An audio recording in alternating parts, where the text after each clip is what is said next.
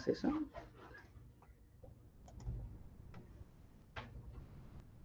Muy buenos días. Vamos a dar inicio hoy con la plática acerca de los cuidados del regreso a clases. Muy buenos días.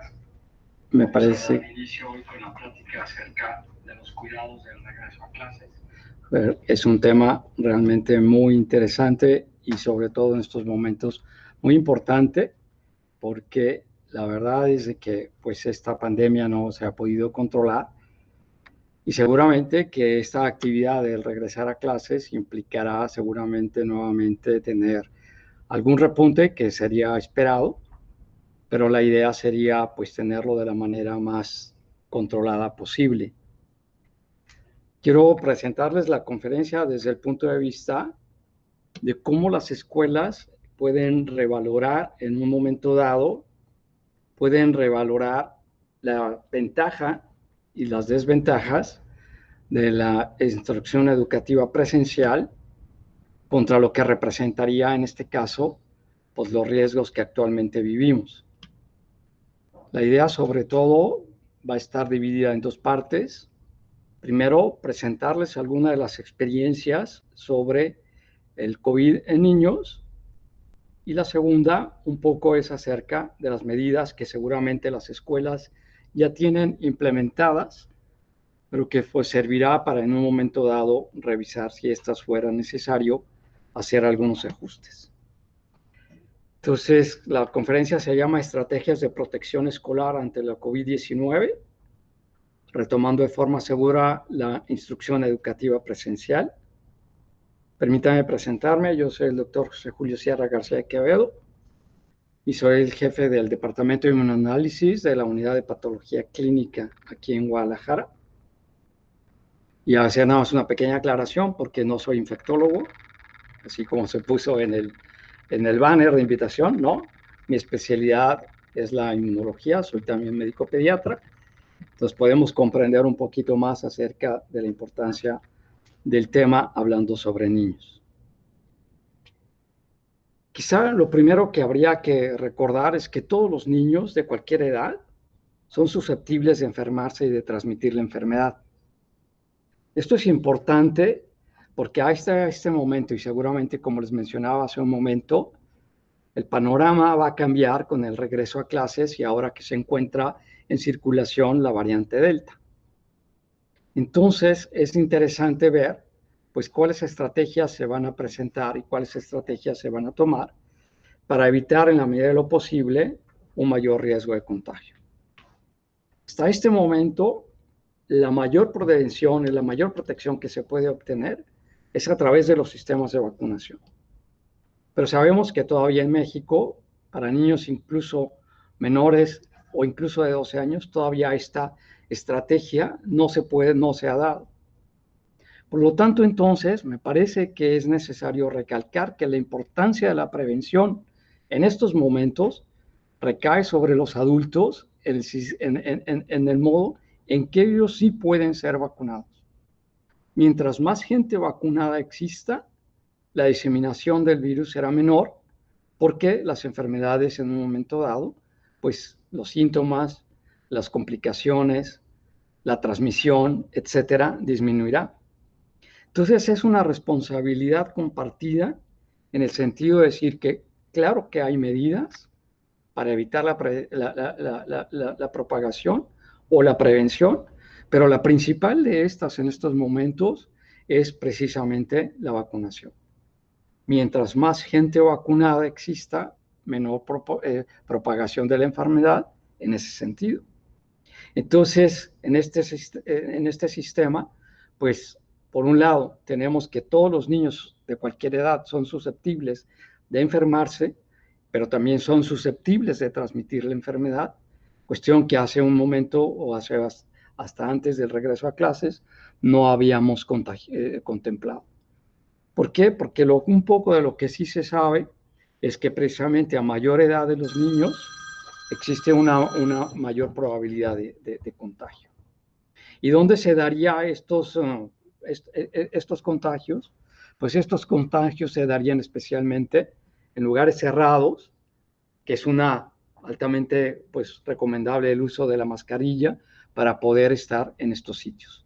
Entonces, la segunda mecanismo de protección es precisamente ver nuestro entorno. Y en el entorno en el que estamos, entonces, usar o no la mascarilla de la manera que vamos a ir presentando. Pero los datos claves sería este. En el momento en el cual la variante Delta, que tiene una mayor facilidad de propagación, se encuentra presente y coincide con el regreso a clases, pues entonces tenemos que ir previniendo estas estrategias. Y no me cansaría de decir que la primera estrategia es que todos acudamos a la vacunación. Y en segundo lugar, pues al uso adecuado de la mascarilla en todos los niños, independientemente, excepto para los menores de 2 años. Entonces, quiero presentar algunas de las características de la enfermedad en niños.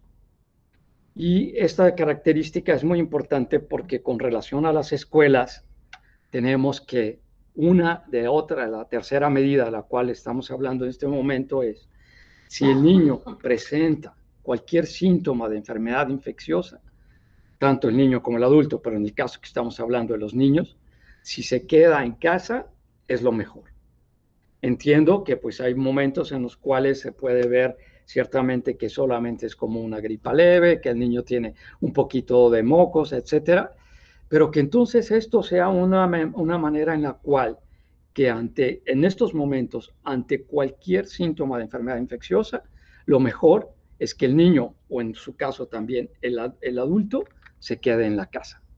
Hay estudios precisamente en los cuales estoy mostrando aquí en este caso, en los cuales sabemos que la gran mayoría de los niños no presentan síntomas. Entonces, a veces es un poco difícil, en el caso de los niños, a diferencia de los adultos, el no tener síntomas claros de la enfermedad. Por eso es el hincapié en decir que si se tiene cualquiera de los síntomas de enfermedad infecciosa, independientemente sea COVID o no sea COVID, lo mejor es que este niño se quede en casa. Y de estos síntomas, pues ya lo conocemos, que es la tos, la fiebre, el malestar, la diarrea o el vómito. Síntomas que son muy inespecíficos, que pueden ser confundidos no solamente de enfermedades respiratorias, sino también de enfermedades gastrointestinales. Entonces, en este caso, pues vemos, por ejemplo, como en esta cita bibliográfica, pues vemos que precisamente los niños sin síntomas, pues a veces continúan en las actividades y esto contribuye a una mayor circulación de las variantes y del virus en la comunidad. Entonces, tenemos algunas medidas ya mencionadas, la vacunación, el uso de la mascarilla y sobre todo el quedarse en casa. ¿Por qué? ¿Por qué serían estas 3 medidas antes de presentar algunas otras? Porque, bueno, existe precisamente, quiero mostrarles, porque a veces pensamos que al ser una enfermedad que en niños se manifiesta de una manera más leve que los adultos, bueno, no están exentos de riesgo también, pero podríamos tener aquí, y quiero citar estos 3 sitios. Los niños, así como los adultos, pueden transmitir el virus y el problema es que los niños generalmente están asintomáticos. El segundo cita que les traigo aquí es precisamente cómo a través de un estudio que se hizo, encontraron que el 41%, o sea, 130 niños de 319 casos estudiados en Francia en abril del 2020, tenían anticuerpos positivos. Y hablamos de que los niños pueden estar asintomáticos, pero eso no quiere decir que no se hayan contagiado. Y esta segunda cita bibliográfica que les pongo aquí es precisamente eso, que entonces se encontró que el 41% de los niños testados o probados presentaban anticuerpos positivos para la infección de COVID. Y la otra, que otro de los factores de mayor riesgo para los niños en la transmisión comunitaria es precisamente la transmisión secundaria en casa. Entonces, pues desgraciadamente a veces los niños menores de 6 años, no desgraciadamente, sino más bien los niños menores de 6 años, es difícil que en un momento dado puedan dejarse solos, que no estén en compañía de un adulto En niños mayores de 11 años, esto también puede ya en un momento dado, pues, quedarse solo o estar por mayor tiempo sin la compañía de un adulto. Entonces, la mayor riesgo para las edades pediátricas es precisamente que se contagian más mientras más se acercan a la edad del adulto, pero tenemos una brecha ahí en los cuales los niños menores de 6 años que pueden quedarse en casa, pero no solos, estar en compañía de un adulto, pues serían entonces aquellos casos que pueden en un momento dado adquirir la infección en la casa. En esta gráfica les quiero presentar precisamente cómo en un estudio de corte en donde participaron aproximadamente 13 millones de datos en Europa, vemos aquí cómo las edades representan en diferentes colores, iniciando desde la más baja, que es la de niños de 0 a 4 años. Bueno, la prevalencia de la enfermedad es menor, pero conforme van aumentando las jerarquías, después siguen los niños de 5 a 11 años y vemos cómo se van acercando cada vez más, independientemente de que el comportamiento o los casos sean iguales, pero que conforme entonces van aumentando a los 12 o 15 años, van ocupando el tercer lugar de la escala. Los niños entre los 16 y los 18 años pues tienen una incidencia prácticamente muy similar a la de los adultos.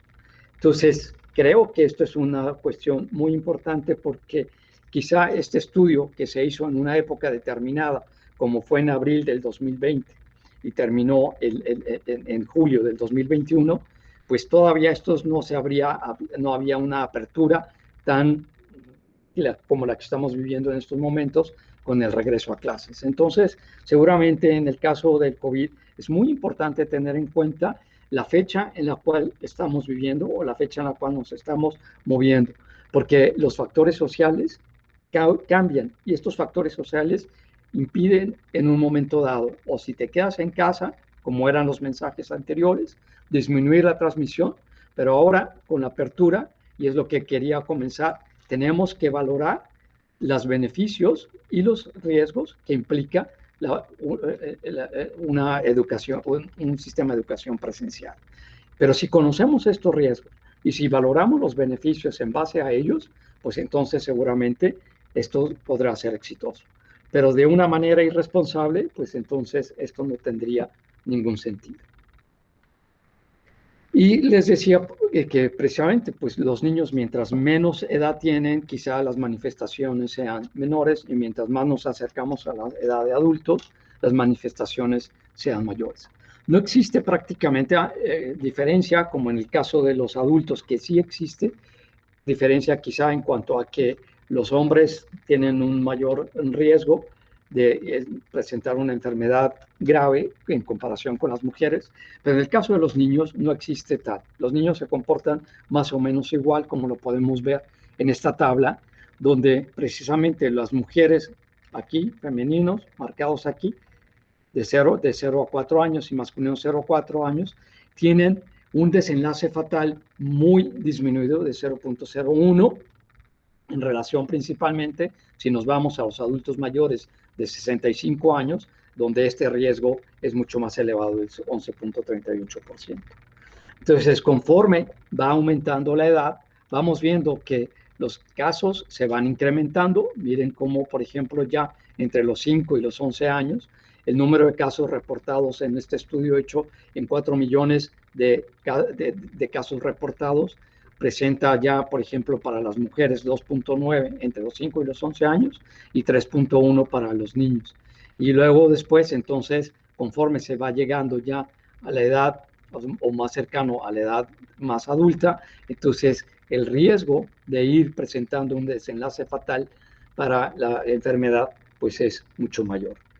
Claro que no queremos llegar a eso, pero sí sabemos que existe también este síndrome de multiinflamatorio en niños, igual de la misma manera que se presenta en los adultos y que es una de las secuelas o en un momento dado uno de los problemas mayores que existen en el COVID. No tanto el desenlace fatal en un momento dado también, sino también pues lo que se llama el long COVID o COVID de larga persistencia, en las cuales entonces vemos que se presentan algunos síntomas, como puede ser, por ejemplo, pues el cansancio crónico, como puede ser los dolores torácicos, como puede ser la dificultad respiratoria y sobre todo, pues problemas cognitivos que eso nos afectarían en un momento dado para el aprendizaje. Quiero mostrarles, pues no solamente los casos o los datos internacionales, quiero presentarles también los datos locales. Aquí en la unidad de patología clínica hemos hecho el seguimiento mes con mes de los casos que nos llegan para medir anticuerpos. Quisiera hacer aquí una importante diferencia entre el uso de las pruebas diagnósticas, que son principalmente el PCR, a las pruebas de detección de anticuerpos que tienen una vocación específicamente desde el punto de vista epidemiológico. No pueden usarse las pruebas de anticuerpos, y lo vamos a ver un poco más adelante, como pruebas diagnósticas, pero sí tienen una gran utilidad en mostrarnos precisamente cómo va el comportamiento. Este, como ven, es un periodo que se cubrió desde junio del 2020 hasta agosto, hasta el 31 de agosto del 2021, en donde vemos cómo entonces a través de 18.143 casos estudiados, comenzando desde junio, vemos cómo el índice de negatividad se fue disminuyendo y el índice de positividad, claro, que se iba entonces incrementando.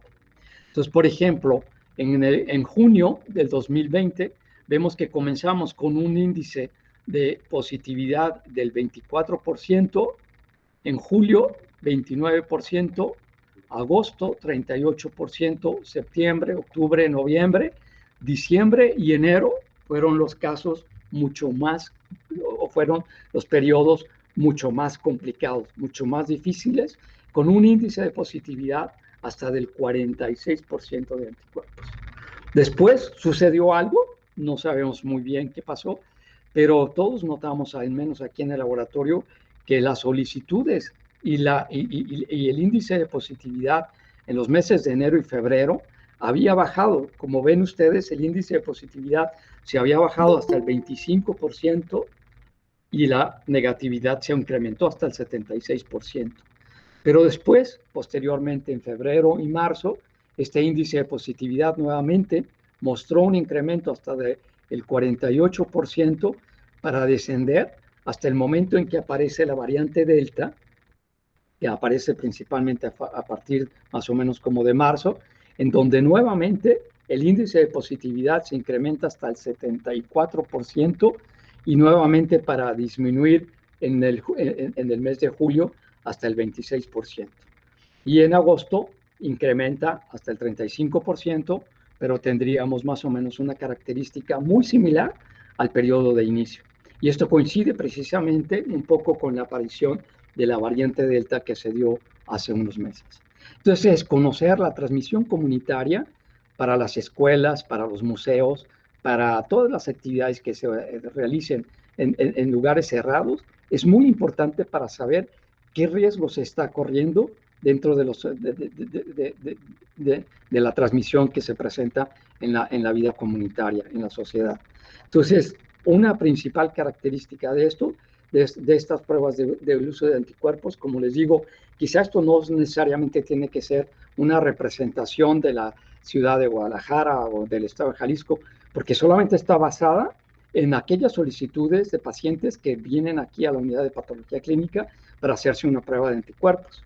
Pero lo que sí les puedo decir es que sí hemos notado que precisamente el índice de las pruebas diagnósticas, como es el PCR, va disminuyendo y la gente confía un poco porque quizá la gran mayoría de las personas cursan con síntomas leves o asintomáticos y entonces pueden utilizar estas pruebas solamente como para confirmar si tuvieron o no la enfermedad. Y esto pues es una hipótesis que habría que comprobar en un momento dado, pero sí hemos visto que la relación entre tener una prueba diagnóstica y posteriormente hacer los anticuerpos ha ido disminuyendo.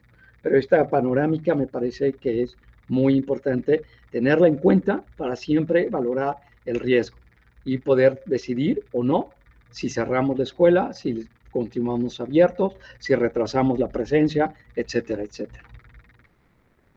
También quiero presentarles, hablando de los niños, unos estudios que se hicieron aquí en la unidad de patología clínica, y estos estudios se hicieron el año pasado en albergues directamente, en donde estos albergues acudieron con nosotros por algunas dificultades que habían presentado precisamente, pues, o ya sea con maestros, o ya sea con cuidadores, o ya sea con niños. Entonces, quiero presentarles precisamente cómo, por ejemplo, en lugares cerrados, donde vive una gran concentración, donde existe una alta concentración de población, nosotros hicimos este estudio en 451 voluntarios adultos y niños autorizados precisamente por el responsable de esa institución, legalmente responsable de esa institución, en donde estudiamos a todos los participantes. Creo que quedaría excluido uno o dos, pero vemos entonces cómo el índice de positividad en esta comunidad fue hasta del 42%. En esta comunidad se tenían solamente registrado 11 casos para niños, pero vemos aquí como el índice de positividad pues es casi cercano al 50% y el índice de negatividad del 58%. Claro que entonces esto sirve para saber si las medidas que se han aplicado son las correctas o si tenemos que hacer una revaloración de nuestras medidas aplicadas. ¿Por qué? Pues porque precisamente los estudios de prevalencia sirven para eso, para tomar medidas y evaluar todo aquello que estamos haciendo en favor o en contra si es que lo dejamos de hacer. La tercera comunidad que nos solicitó el estudio fue precisamente una comunidad en donde ellos tenían interés solo de buscar el índice de positividad entre maestros. ¿Cuál es la diferencia aquí? Pues que los maestros entran y salen. O sea, son maestros que pueden salir y que pueden regresar y estar después dando su clase. Bueno, entre los participantes, que fueron 108 maestros, encontramos el 50% de positividad de anticuerpos contra el 49% de negatividad. Entonces, es importante porque precisamente se ha visto que el mayor riesgo para la transmisión hacia los niños, en el caso de las escuelas, previene de un adulto y no precisamente de los niños.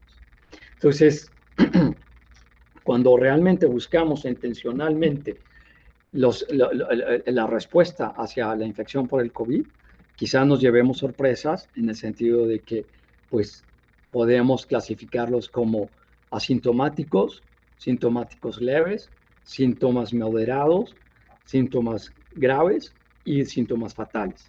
Pero como la gran mayoría sabemos que cursa con síntomas leves, pues entonces podría pasar para nosotros desapercibido.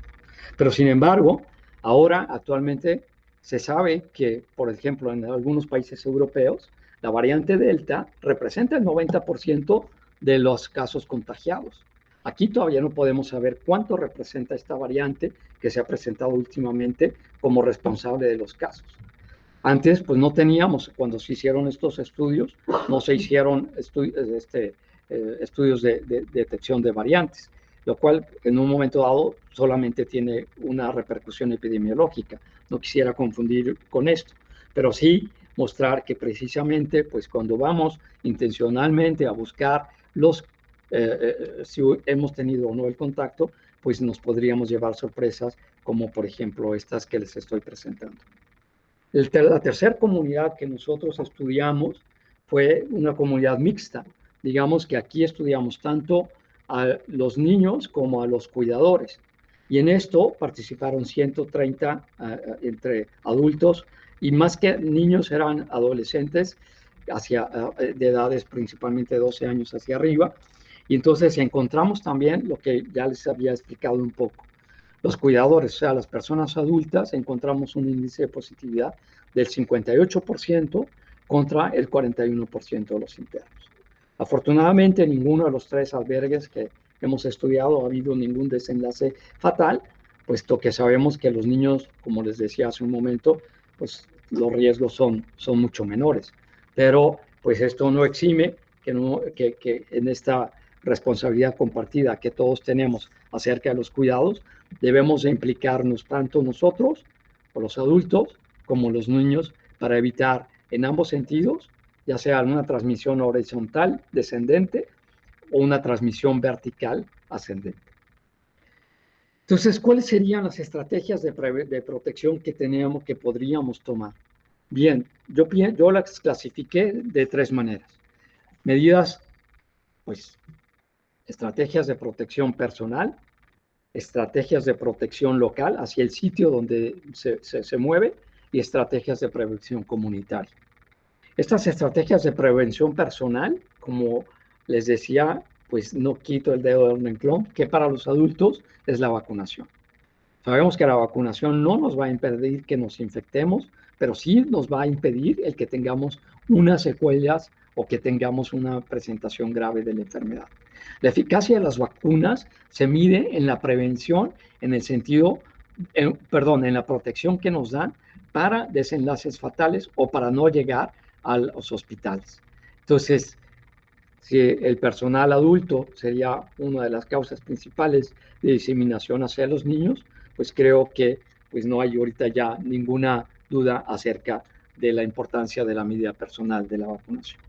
Después estaría el uso correcto de la mascarilla, los 2 metros que todos conocemos ya sobre la sana distancia, pero que a veces no se vive, el lavado frecuente de manos y las medidas de higiene respiratoria.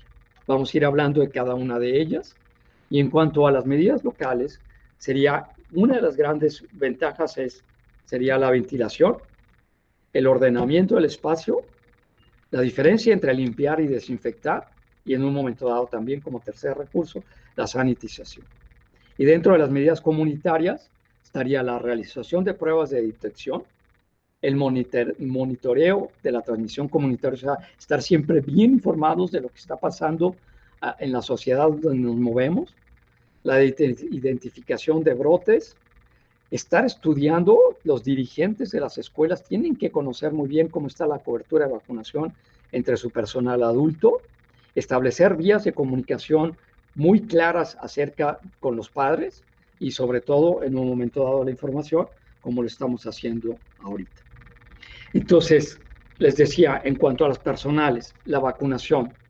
Pues la vacunación, pues sabemos en un momento dado que todavía no nos llega a los niños, pero que afortunadamente algunas de los modelos de vacunas que ya están en circulación tienen aprobado que puedan ser aplicadas hasta los niños de 12 años.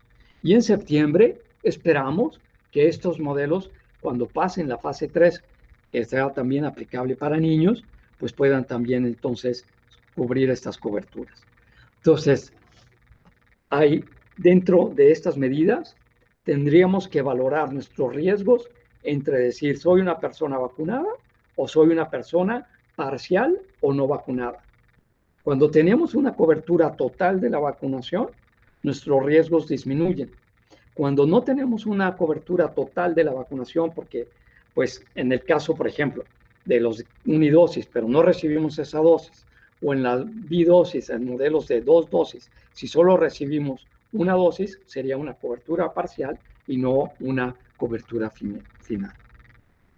Después, pues, está el alentar a todos los adultos, ya sea a través de mensajes o ya sea carteles publicitarios, lo que sea, pues a que acudan a su vacunación, pero no solamente en cuanto a que nos preocupemos en un momento dado por los maestros, sino que también nos preocupemos en un momento dado por la familia extendida de los maestros. No me importa solo mi personal en el sentido de que sea el maestro mío, sino que también promover entre los maestros o entre todas las personas que acudan a la escuela, que tengan contacto con la escuela, que sus familias y sus familias extendidas, todos los círculos, que tengan la mayor cobertura posible.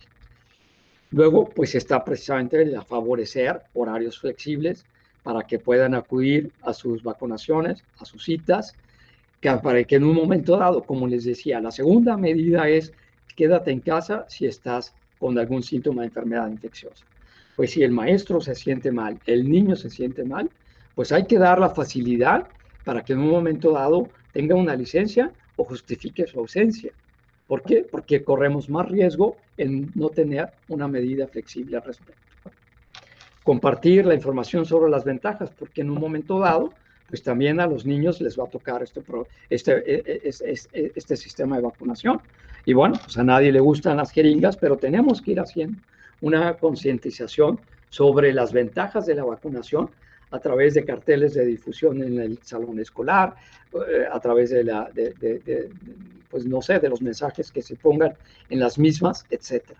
Y por último, una medida muy necesaria sería identificar quiénes sí y quiénes no pueden ser candidatos a vacunas. ¿Para qué? Para que entonces tengamos especial cuidado en aquellos niños que pueden tener un mayor riesgo de un desenlace fatal en el COVID, como son los niños que principalmente tienen problemas de asma, niños diabéticos, niños obesos y niños con síndrome de Down.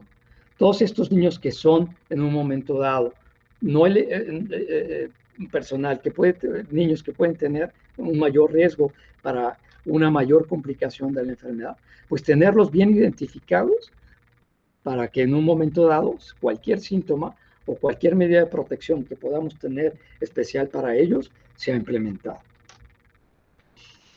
Les decía que la segunda, y hablamos de ella, es qué puedo hacer con la mascarilla. Pero ahora el uso de la mascarilla también tiene entonces, pues si yo soy completamente, si ya tengo mi esquema de vacunación completo o no tengo mi esquema de vacunación completo, pues entonces puedo tener, por ejemplo, en las personas completamente vacunadas, si están al aire libre, el uso de la mascarilla puede ser opcional. Pero si están en sitios cerrados, aún estando completamente vacunados, es obligatorio. Y si convivo con un enfermo o con una persona que sea inmunocomprometida, por supuesto que tengo que usar la mascarilla. No tanto para el riesgo para mí, sino el riesgo para el otro. Entonces la mascarilla pues protege a los demás y me protege a mí mismo. Pero también la protección está entonces, este uso de la mascarilla no solamente pues está, o más bien está basado también en que si estoy vacunado o no estoy vacunado. Y los parcialmente vacunados, o sea, los que no han completado su esquema o no han recibido la vacunación, el requisito del uso de la mascarilla al aire libre sigue siendo obligatorio y en estados cerrados, en sitios cerrados y en convivencia con enfermos o con inmunocomprometidos debe ser siempre. Aquí tenemos entonces ya no es solamente el uso de la mascarilla, sino también la vacuna, mi estado de vacunación más la mascarilla, y eso me da una manera de comportarme diferente. La otra, bueno, pues entonces está también la distancia social, que todos conocemos que debe ser de 2 metros, lo cual, pues esto evita entrar en contacto con vectores de transmisión. Una cosa que nosotros notamos en el laboratorio en las épocas de frío en diciembre fue precisamente la disminución de las solicitudes para las pruebas de influenza, cosa que no había ocurrido en los años anteriores. Y bueno, para la influenza sabemos que sí hay vacuna, pero la transmisión es mucho más fácil todavía. Entonces, el poder mantener la distancia nos ayudará en los próximos meses que se avecinan, pues disminuir no solamente la transmisión del SARS-CoV-2, sino también la transmisión de otros virus que también son de fácil transmisión y que en un momento dado tienen síntomas muy parecidos o muy similares a las infecciones del COVID. Entonces, crear espacios abiertos, ventilados, y que las personas en un momento dado, pues no sé, ustedes lo sabrán mejor que yo, a través de los recreos o de los sitios sociales de compartir, pues esto puede tener cierta repercusión si es que no mantenemos la distancia en ellos. La otra estrategia de prevención es muy importante porque dentro de las personales son tener protocolos claros sobre la higiene, que es de 2 maneras. Uno, el lavado constante de manos, y si podemos facilitar no solamente el uso del gel, porque el gel ya sabemos que tiene que tener cierto grado de alcohol, pero muy importante y una medida muy fácil es tener el protocolo o enseñar a los niños el protocolo de lavado de manos.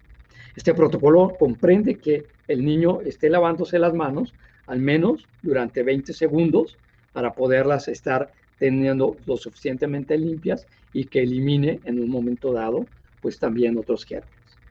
Y el otro, dentro de los protocolos que sí tenemos que ir educando a los niños, es la higiene respiratoria, tanto en el toser como en el estornudar. Entonces aquí las escuelas tienen también una gran influencia y tienen que mantener o que pues, enseñar a los niños este tipo de protocolos de higiene de manos o de higiene respiratoria que se avecina en un momento dado para nosotros. Pero la medida de las manos quizá pueda ser incluso más efectiva el lavado de manos que el uso de los geles. Quizás nos dé un poco más de flojera lavarnos las manos que ponernos nada más el gel, pero pues se pueden implementar algunos acomodos o reajustes en el salón de clases, que está aquí marcado en un momento dado cómo puede ser la distribución, cómo debe de estar el niño, el adulto vacunado con su mascarilla, los niños que no están vacunados, entonces manteniendo su mascarilla y la distancia social. Pero esta distancia social sí quiero hacer el énfasis de que no debe ser un mecanismo para excluir a los niños. O sea, que los niños no se sientan apartados, que no se sientan segregados. Entonces, como dice ahí, distancia física sí, pero exclusión no. Es un mecanismo en los cuales los maestros y las escuelas tendrán que tener el suficiente cuidado para que en un momento dado esta distancia no sea un mecanismo de exclusión. Y lo que sí debe de tener un salón de clases, que seguramente los colegios que iniciaron ya tienen sus estrategias locales y distribución de los salones, revise nada más. Entonces, por ejemplo, ¿cómo voy a mantener la distancia entre un alumno y el otro? Sabemos que la distancia mínima debe ser de 2 metros. Entonces, la capacidad para recibir alumnos quizás se disminuya dentro del salón de clases, se disminuye al 50%, pero es importante mantener, ya lo vimos, la distancia. Entonces, la distribución y los señalamientos de las bancas que sí pueden o no pueden utilizarse es muy importante. Después, la dirección hacia la cual se van a dirigir en un momento dado la mirada de los estudiantes. O sea, siempre es importante que la dirección o los estudiantes tengan esa misma dirección en cuanto al acomodo de su pupitre, de su mesa banco. Siempre todos en una misma dirección, manteniendo la misma distancia para no tener que ver cara a cara a algún compañero o al maestro. Y el maestro debe tener una barrera física de separación, porque ya sabemos que precisamente la transmisión es del adulto hacia el niño, más que a veces entre los propios niños. Entonces, el maestro debe tener una barrera de protección, primero para sí mismo y segundo para los alumnos. Es importante entonces que esto se quede claro. O sea, la barrera del maestro no es no es exclusivamente para proteger al maestro, que sí, que si lo protegemos, claro que él no se va a contagiar y no va a haber contagio hacia los alumnos. No es o sea, esta distancia es importante y tenerla siempre muy presente. El maestro debe mantener una área de protección o una barrera de protección para él mismo. Bueno, lo que ya sabemos y hemos visto todo, las direcciones, las huellas hacia dónde deben de dirigirse los alumnos, pero deben tener los alumnos también muy claro la zona de higiene. La zona de higiene que comprende precisamente o un lavamanos o el uso de los geles, pero que los niños tengan bien identificados esa zona de higiene. Los sitios de limpieza, que también vamos a hablar acerca de la diferencia entre limpiar y desinfectar. Pero la limpieza también y la higiene es una medida protectora que lo vamos a ir viendo cómo se puede dar, pero que puede prevenir precisamente porque sabemos que el virus puede mantenerse en algunas superficies. Esto también ya ha cambiado mucho, pero el no compartir sitios, por ejemplo, que los niños tengan dónde acomodar su mochila, dónde acomodar sus libros, cada uno tiene su espacio, no hay espacios compartidos. Todo esto, claro, que cambia la distribución del salón de clases. Si puede haber una puerta de entrada y una puerta de salida, mejor. Otra medida muy importante es la ventilación. En los países nórdicos se usa mucho la concentración de CO2. Quizá aquí no sea una medida que tengamos por el clima, que tengamos que tener tan estricta en ese sentido. Pero lo que sí podemos hacer, y podemos hacer uso, es el uso de la ventilación. Precisamente ayer platicaba con un padre de familia en el cual pues vio que las ventanas donde su niño estaban cerradas. Era el primer día de clases y las ventanas cerradas. Sí, entiendo las medidas de protección, pero una medida de protección, ahorita pues todavía podemos mantener estas ventanas abiertas, y si es necesario poner mecanismos de circulación precisamente para disminuir concentraciones de CO2 y aumentar la ventilación, pues tenemos que ponerlos. O sea, están ahí representados con la letra I, donde están no solamente las ventanas, sino también los ventiladores que van a estar moviendo el aire. Y por último, como les decía, pues que los niños no compartan sus lápices, que no compartan los libros, que cada uno tiene su espacio y eso, o su sitio para acomodo, y cada uno tendrá que pues utilizar lo que necesita. Otra medida de prevención, principalmente para los niños pequeños, es lo que se llama el uso de cortes. Organizar el salón de clases por cortes. Un maestro y una cantidad limitada de alumnos, y esto principalmente para los niños menores de 6 años. Entonces, un maestro, unos compañeros, un límite de compañeros, pero son los que conviven todos los días. O sea, una corte es mantener a un mismo grupo reducido de personas juntos durante todo el día. Limitar a los niños a un solo maestro, y entonces, como aquí lo que se dificulta es la distancia física, al menos lo que sí podemos hacer es entonces mantener el grupo poblacional como en celdas, y esto se le llama el uso de cortes. Y esto está principalmente recomendado para el caso de los niños pequeños. Entonces, estas fueron las medidas personales. Y para las medidas locales, quizá este mismo ejemplo nos permite mostrarlo aquí. La zona de higiene, la barrera entre el maestro, la dirección de los mesabancos, el uso de filtros, el uso de la mascarilla, los sistemas ventilatorios adecuados y la publicidad o los mensajes que queremos transmitirle a niños. No compartir libros, no compartir material, lavarse las manos, etcétera. O sea, tenemos que irlos educando, que es parte de la función escolar. ¿Por qué? Pues porque depende también, entonces, yo lo entiendo, que no necesariamente pues los niños se van a mantener en una cuestión tan rígida, o los niños es muy difícil en un momento dado también pues que no quieran ejercitarse o que no quieran moverse o que no quieran compartir.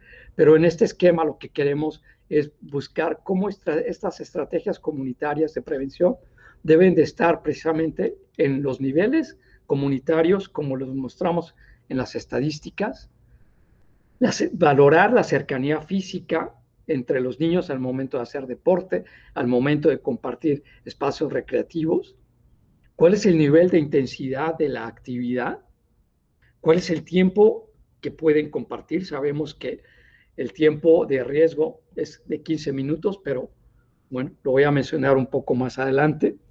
El entorno, si es un entorno abierto, si es un entorno no bien ventilado, si se usa un material deportivo que tiene que ser compartido por varios niños. O sea, mientras más cerca y mientras más tiempo pase un niño con el otro, pues el riesgo de contagio incrementa. Tenemos por un lado desde la izquierda, en donde el niño juega solo con su pelota, después empieza a compartir con otros compañeros, después hay ya un equipo, después hay confrontamiento con otros equipos o viajes que en este momento creo que pues eso estarían cancelados. Y lo que les había mencionado, la importancia de distinguir entre limpiar y desinfectar. La limpieza nos ayuda a eliminar de manera efectiva la suciedad de las superficies, y esta se puede hacer con agua y jabón. La desinfección, material más barato y más efectivo es el cloro, entonces es eliminar de manera efectiva los microorganismos que se encuentran.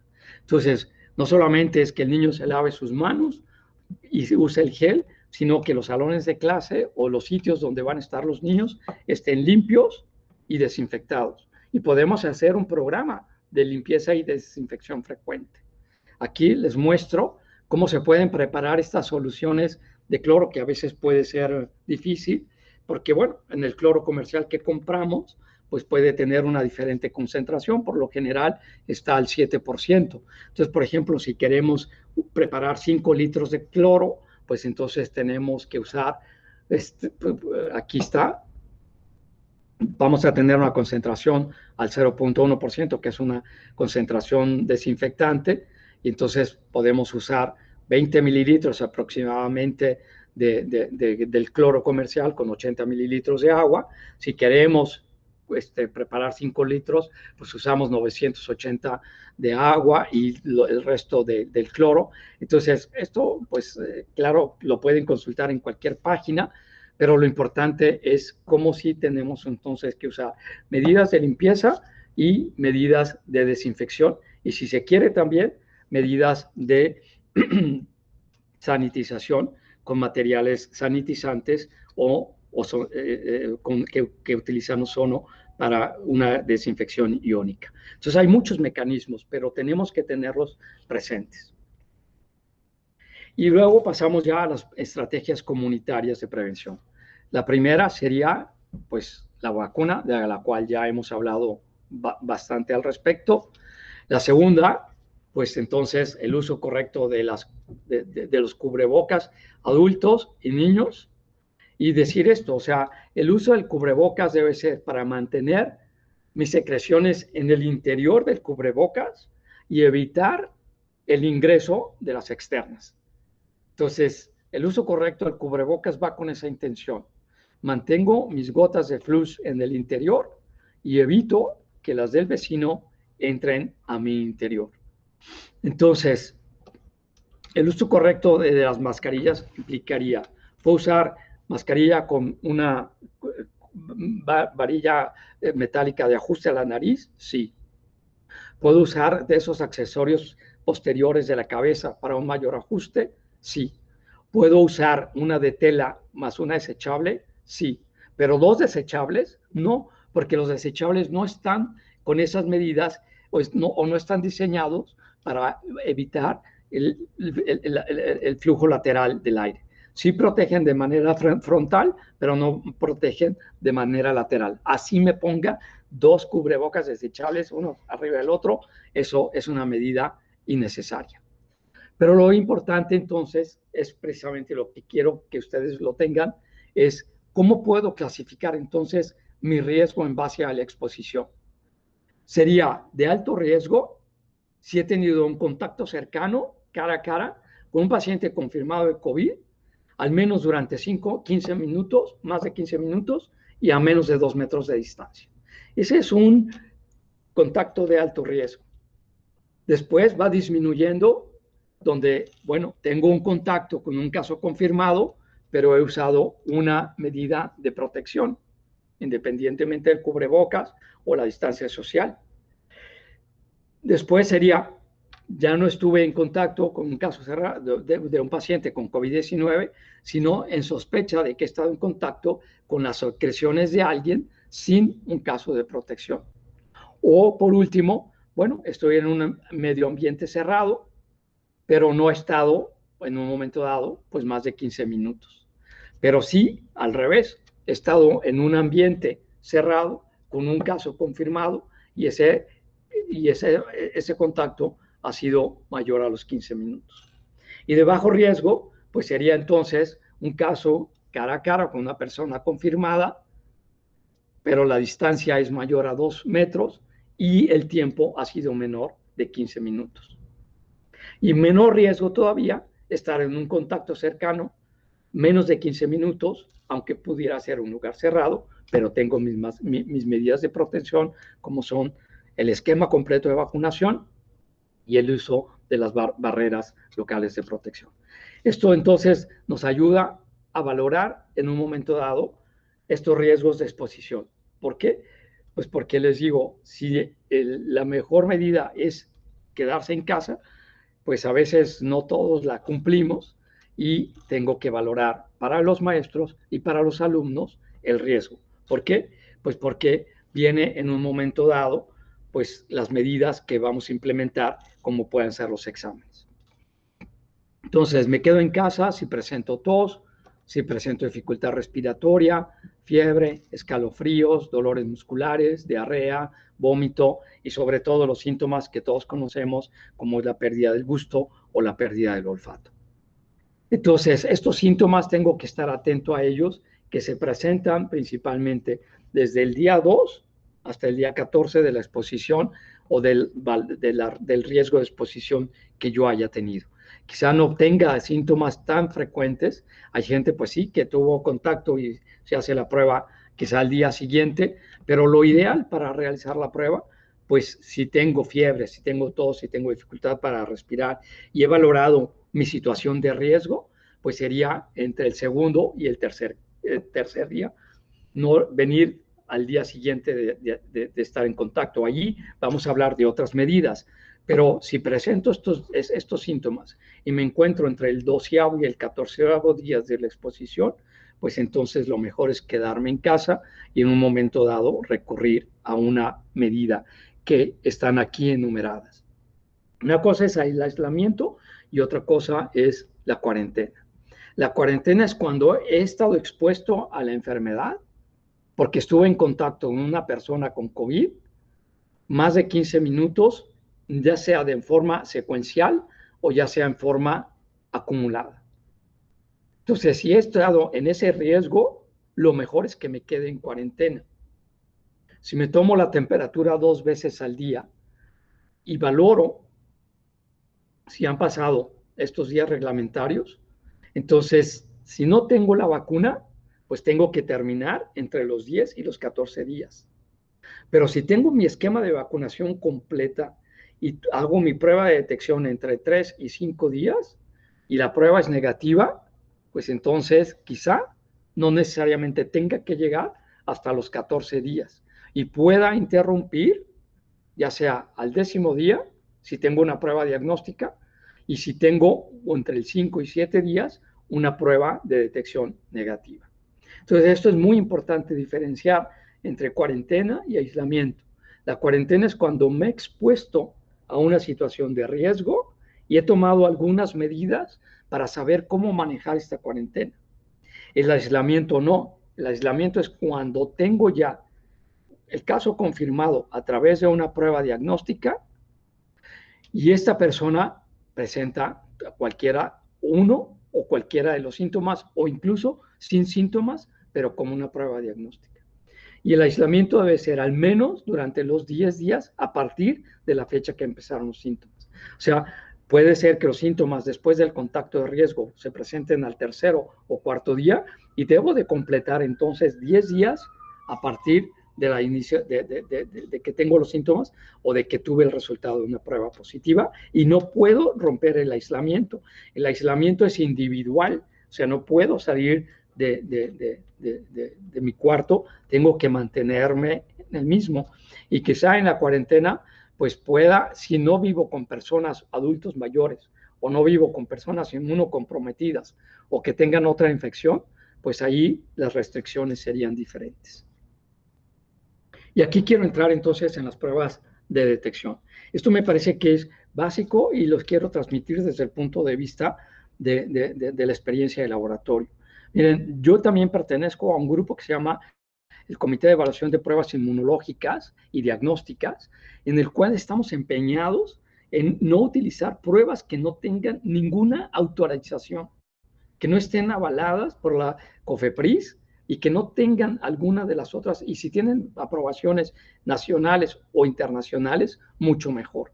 ¿Por qué? Porque circulan en la sociedad pruebas diagnósticas que ni se sabe a veces, y porque se confunde mucho con el término de prueba rápida, que pueden ser serológicas o de secreción nasal, y que en un momento dado estas pruebas tienen una baja sensibilidad. ¿Por qué? Porque no sabemos cómo fueron almacenadas, porque no sabemos cómo fueron distribuidas, porque no sabemos cómo poder realmente interpretarlas.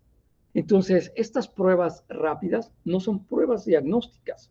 Las únicas pruebas diagnósticas es precisamente la más sensible y la más recomendable es el PCR.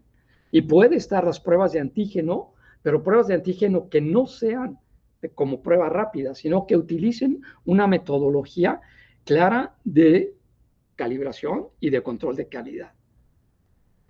Y las pruebas de antígeno, las pruebas de antígeno no son pruebas diagnósticas, porque en un momento dado, si tengo una prueba de antígeno negativa, pero tengo síntomas de COVID, necesariamente tengo que hacerme un PCR o necesariamente estoy obligado a que en un momento dado sea esta prueba una confirmación a través del PCR.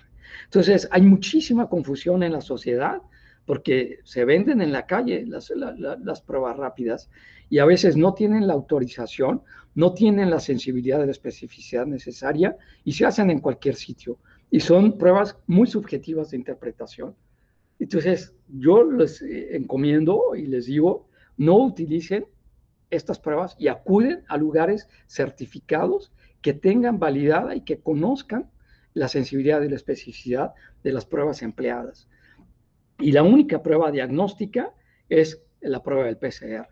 Y las pruebas de antígeno realizadas en un hisopado nasal o un hisopado nasofaríngeo pueden usarse como pruebas principalmente de seguimiento. Por ejemplo, tengo una prueba diagnóstica positiva, un PCR, pero quiero saber si ya está en negativo. ¿Puedo usar una prueba de antígeno? Sí, sí puedo porque tiene una alta sensibilidad o puede tener una alta especificidad de la prueba. Entonces, sí quisiera ser muy claro y evitar este tipo de confusiones. Acudan a un lugar certificado que les demuestre que realmente se manejan como pruebas que tengan un aseguramiento de la calidad. ¿Y qué estrategias debe de implementar la escuela? Hemos ya mencionado muchísimas medidas, pero una de las medidas que se recomienda es la realización de pruebas que nos ayuden a la prevención. Por ejemplo, si la incidencia de la comunidad es baja, pues no es necesario evaluar a los estudiantes, pero sí evaluar al personal, a los adultos, a los maestros o al personal.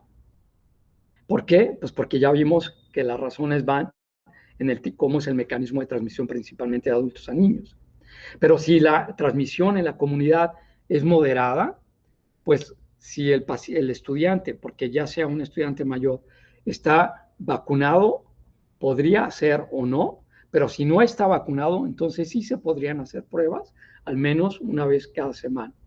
Y en los maestros sería obligatorio, estén vacunados o no estén vacunados, hacer una prueba quizá de detección o de prevención, dependiendo del enfoque como le demos. Y por último, pues estarían entonces, si la transmisión otra vez se va incrementando en la comunidad y es una transmisión alta. Entonces, ahí sí no hay manera, como ven en esta tabla, ahí sí no hay manera ni para los estudiantes ni para los maestros el poder realizar estas pruebas. ¿Por qué? Pues porque la variante que actualmente circula, todos sabemos que si la otra podía transmitirse en 2 casos, ahora la transmisión es muchísimo más alta y puede ser hasta 8 casos. Y sabemos que ya hay reportes de que el 90%, principalmente en países europeos, que es lo que han reportado, la infección se debe a la variante Delta. No quisiera confundir aquí porque si viene la gente y pregunta mucho en el laboratorio que si nuestras pruebas pueden detectar las variantes. Hasta ahorita las mutaciones con los kits que se cuentan pueden detectar la variante Delta. No es necesario ahorita recurrir a otro tipo. Y el detectar variantes en una comunidad tiene solamente un fin epidemiológico y no necesariamente un fin diagnóstico. El diagnóstico se puede hacer con cualquier prueba, ya sea para antígeno A, ya sea para para cualquiera de las proteínas estructurales del virus. Ahorita no nos preocupemos por eso, preocupémonos simplemente porque entonces pueda el laboratorio confiar o tenga el uso de pruebas certificadas. Entonces, el plan de estrategia de escolar, para ya ir terminando, en las escuelas debe haber un plan desarrollado, un plan implementado, un plan sostenido y un plan revisado. O sea, no solamente es, ya elaboré mi plan, ya distribuí las escuelas, ya distribuí los pupitres. No, tengo que tener el plan desarrollado, implementado, mantenerlo, que eso es el problema. El problema, déjenme decirlo de esta manera, el problema no es hacer un currículum, el problema es mantener el currículum hecho. Aquí el problema sería mantener las medidas vigentes y sobre todo revisarlo en base a los grados de transmisión comunitaria. ¿Y qué debe tener? Pues debe de tener eso, un plan de transmisión comunitaria, la cobertura de vacunación entre adultos y los estudiantes susceptibles de ser vacunados, las pruebas que se puedan hacer de manera de control o de seguimiento y estar atento a las nuevas variantes y a las informaciones. Entonces, la elaboración del plan de prevención debe mantener eso, una equidad en la salud, o sea, equidad para adultos, equidad para alumnos, equidad para grandes, equidad para chicos. Promover la vacunación, el uso correcto de mascarillas, la distancia social, los acontecimientos de los espacios, los protocolos de higiene, los protocolos de limpieza y desinfección, la evaluación de pruebas de detección, el rastreo de los contactos, el quedarse en casa y el monitoreo comunitario, son algunos de los 10 aspectos en los cuales debe de basarse este plan. Por lo tanto, pues muchísimas gracias. Espero que esto les haya abierto un panorama y haga reflexionarlo y sobre todo decir, hay que mantener el plan. Y para esto les pongo esta cita bibliográfica que les puede ayudar mucho, que está editada por el CDC, que es el Centro de Control y Prevención de Enfermedades, y el cual tiene un plan que se llama Estrategias para la Protección K12 en escuelas y el staff para la COVID-19. Búsquenlo, elabórenlo y espero que esta información les sea de utilidad. Muchas gracias.